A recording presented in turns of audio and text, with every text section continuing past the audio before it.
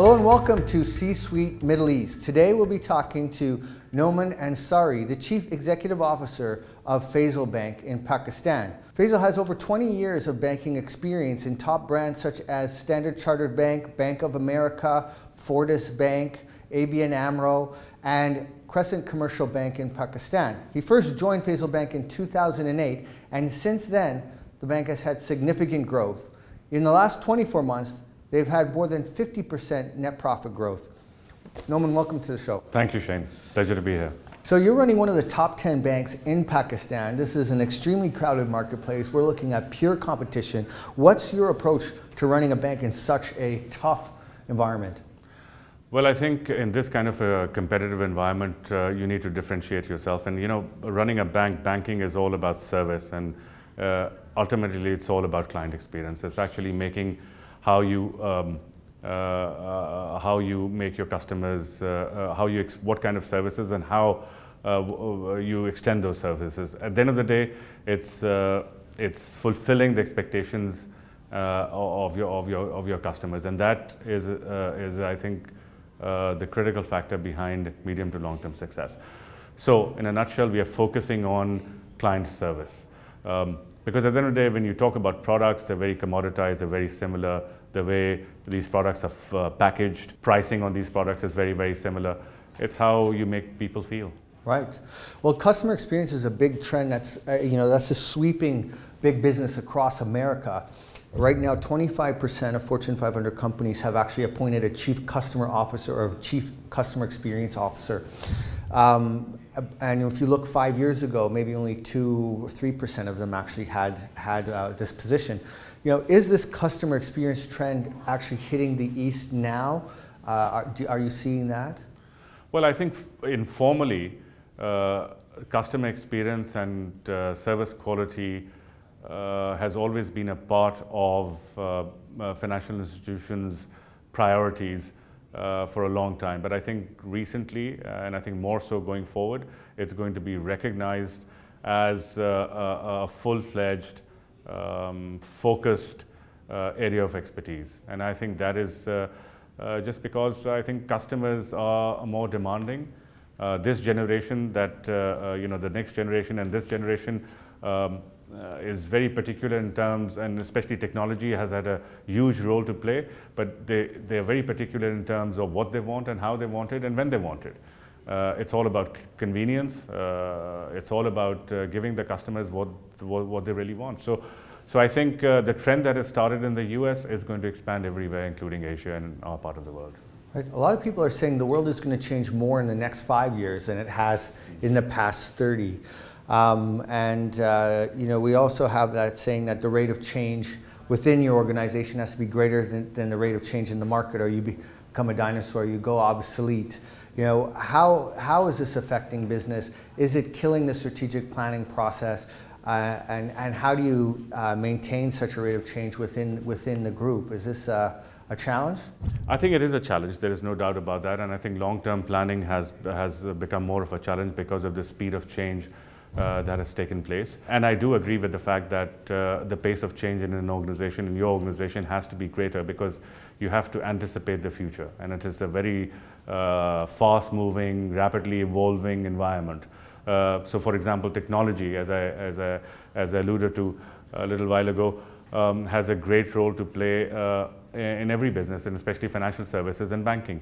Fintechs, how you make payments is something that the banks need to anticipate, and they need to change faster than the environments to keep up pace and remain competitive. This is a real threat to the banking sector? It absolutely is, and I think it's more apparent in the West and in North America and Europe, but I think it's going to be it's everywhere now, because most customers, for example, in Pakistan, you've got almost 100 million mobile phone users, and smartphone technology has penetrated really fast. The cost of technology has become cheaper, and customers want convenience, and they demand the kind of products and services that they have become accustomed to. Fintechs and non-banking players are nimble.